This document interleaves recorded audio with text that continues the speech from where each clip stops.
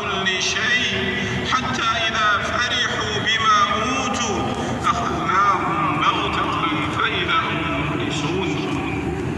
قال قتادة: بغت القوم أمر الله، وما أخذ الله قوما قط إلا عند سكرتهم وغرتهم ونعيمهم، فلا تغتروا بالله إنه لا يغتر بالله إلا القوم الفاسقون. وقال بعض العلماء: رحم الله عبدا تدبر هذه الآية حتى إذا فرحوا بما أوتوا أخذناهم بغتة. وقال محمد بن النضر الحارثي: أمهل هؤلاء القوم 20 سنة. وعن عقبة بن عامر رضي الله عنه عن النبي صلى الله عليه وسلم قال: إذا رأيت الله يعطي العبد من الدنيا على معاصيه ما يحب فإنما هو استدراج. أخرجه أحمد.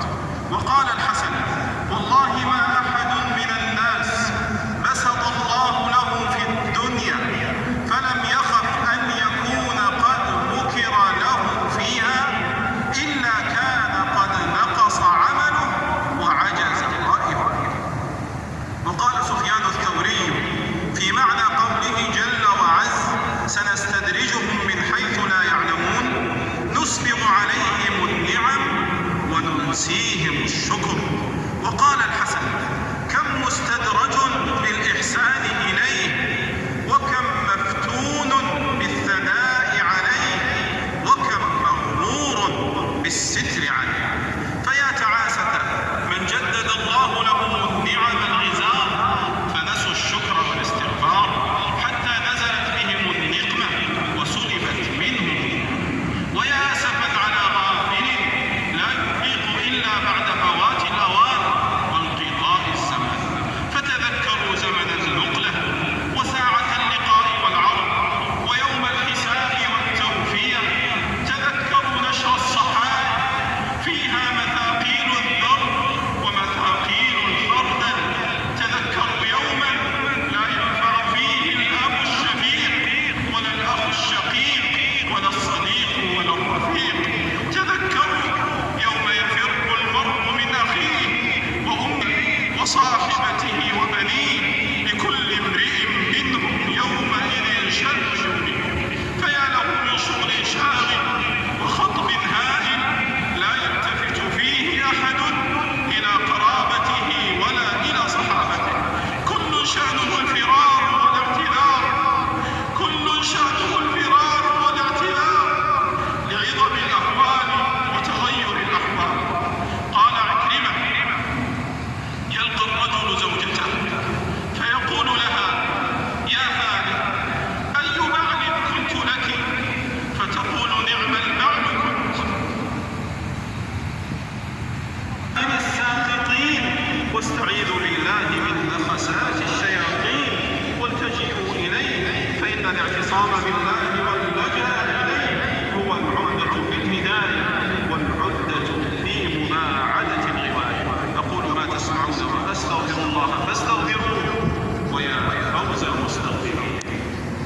وخضعت لعظمته الجبال، وأشهد أن لا إله إلا الله وحده لا شريك له ولا معبود بحق سواه، وأشهد أن نبينا وسيدنا محمدا عبده ورسوله ونبيه وصفيه ووليه ونجيه ورضيه ومجتباه، صلى الله عليه وعلى آله وأصحابه صلاة تبقى وسلاما يترى إلى يوم الدين. أما بعد، فيا أيها المسلمون، اتقوا الله وراقبوه وأطيعوه ولا تعصوه. يا أيها الذين آمنوا اتقوا الله وكونوا مع الصادقين، جميع الآل والأصحاب، وعنا معهم يا كريم يا وهاب. اللهم أعز الإسلام والمسلمين، وأذل الشرك والمشركين، ودمر أعداء الدين، واجعل بلادنا وبلاد المسلمين آمنة ساكنة مستقرة مطمئنة يا رب العالمين. اللهم احفظ حدودنا وانصر جنودنا واخذل أعداءنا واخذل أعداءنا واخذل أعداءنا يا رب العالمين. اللهم من أراد بلادنا بسوء أو شر أو فتنة اللهم فأحرقه بناره، اللهم فأحرقه بناره واقتله بسلاحه. اللهم أبطل مكره واهتك ستره وعجل بتره وأذهب أمره واجعله عبرة يا رب العالمين. اللهم وفق إمامنا وولي أمرنا خادم معصيته بالبر والتقوى. اللهم وفقه وولي عهده لما فيه عز الإسلام وصلاح المسلمين يا رب العالمين. اللهم سقنا إليك بحلالك لا بامتحانك يا رب العالمين، واغننا بحلالك عن حرامك يا كريم. اللهم اشف مرضانا وعاف مبتلانا وارحم موتانا وانصرنا على من عادانا. اللهم اجعل دعاءنا مسموعا ونداءنا مرفوعا يا كريم يا عظيم يا رب. آمين. أشهد أن محمدا رسول الله.